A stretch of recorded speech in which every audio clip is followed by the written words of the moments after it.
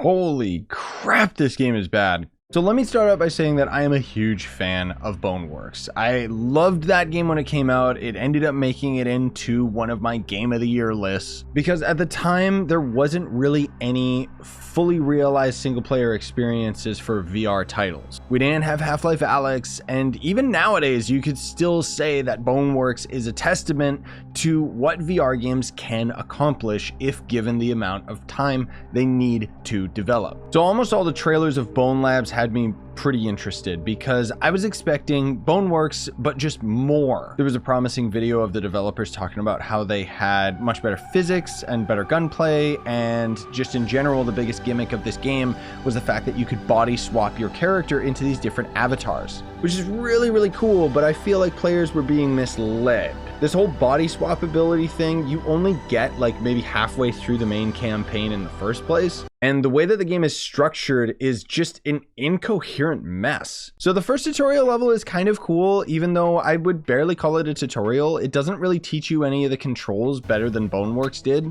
Like there's these little collectibles that you can find in the maps that I didn't even know you're supposed to grab it with both hands and rip them open. The game doesn't teach you this. I had to actually learn this by checking out the forums. As if that's not bad enough, this game does one of the worst things that you could possibly do with any VR game, and that is before you end up getting thrown into the hub area, you are thrown into an elevator that gets suspended in air while it starts falling.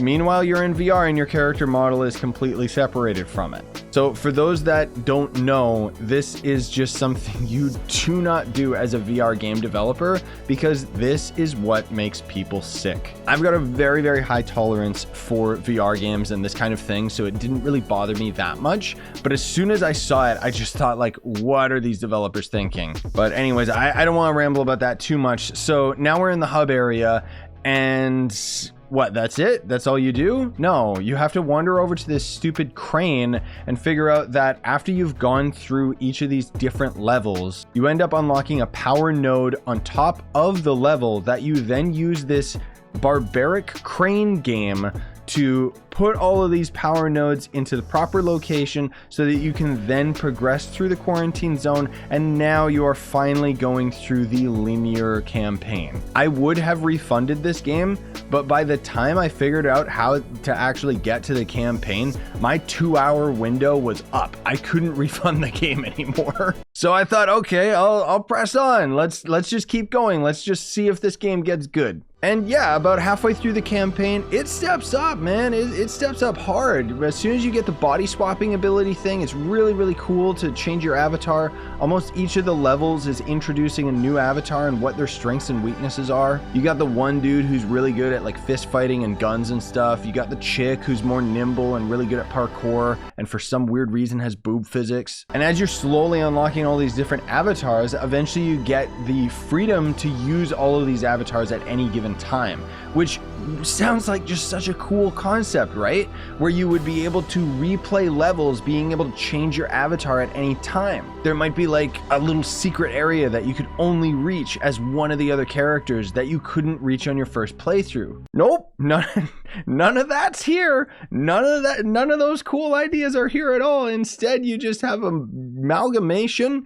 of ideas that feel like they didn't make it into the final product of Boneworks, and they just threw it into this game and called it a day. Like, I don't want to spoil too many of the levels, but anybody who's played this game, I'll just say the moon. Already, I know that anybody who's played through this game and is watching has PTSD. Now, on top of all of this, I could forgive these flaws if I felt that the gameplay itself was in fact an upgrade from Boneworks as was promised. But I and many other players have reported on the forums that there's just something about the physics and control of your character that it just feels worse. The gunplay is worse, the physicality of your movements are worse. It's just clunky, and I don't know if I can put my finger on why exactly. I know that this game in itself is extremely complicated. Having your character have a physical form, a full-on body that can interact with the environment and items that you're carrying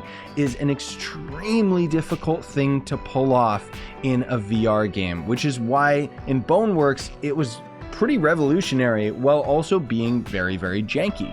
So Bonelab, I feel, didn't end up refining the issues that were already present with Boneworks, and instead just added a whole bunch of extra features that they thought was cool. Now, at the end of the day, what do I give a rating for this game? I mean, honestly, I'm gonna give this game a 1 out of 5 just because the base level of game that the developers have made is just, it's garbage, man. Like, it's just a mess. And there's no levels in this game that I felt were memorable or something that I wanted to end up replaying. Now, that said, will I recommend you to buy this game?